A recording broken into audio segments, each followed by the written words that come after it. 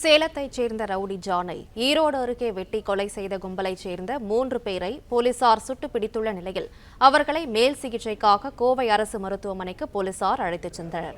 இதுகுறித்த விவரங்களை செய்தியாளர் நேசராஜ் வழங்க கேட்கலாம். நேசராஜ், வணக்கம். விவரங்களை சொல்லுங்க. வணக்கம். தற்பொழுது ஈரோடு மாவட்டம் நசினூர் அருகே சேலம் கோவை தேசிய நெடுஞ்சாலையில் சேலத்தைச் சேர்ந்த ரவுடி ஜான் என்பவரை 10 பேர் கொண்ட கும்பல் வெட்டி கொலை செய்து தப்பிச் சென்ற போது சதீஷ், பூபாலன், சரவணன் என்ற உள்ளிட்ட 4 பேரை காவல்துறையினர் காலில் சுட்டு பிடித்துள்ளனர்.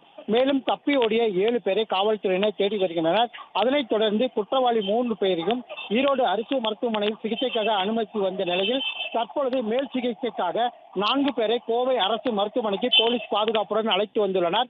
அதே போல ஈரோடு அடுத்த நசினூர் கோவை சேலம் தேசிய நெடுஞ்சாலையில் வந்து கொண்டிருந்த போது இவர்களது காரை பின்தொடர்ந்து மற்றொரு காரில் வந்த மர்ம நபர்கள் இவரது காரின் மீது மோதியதில் காரை நிறுத்திய உடனே காரில் இருந்து இறங்கி மர்ம நபர்கள் ஜானை சராமாரியாக வெட்டி கொலை செய்துவிட்டு அங்கிருந்து தப்பிச் சென்று விட்டனர். சம்பவ இடத்திலேயே ஜான் இறந்துவிட்ட நிலையில் கொலை சம்பவத்தை தடுக்கச் சென்ற அவரது மனைவி சரண்யாவிற்கு கைகளில் வெட்டப்பட்டு தொடர்ந்து அவர் நசினூரில் உள்ள தனியார் மருத்துவமனையில் அனுமதிக்கப்பட்டுள்ளது குறிப்பிடத்தக்கது. விவரங்களுக்கு நன்றி நேசராஜ்.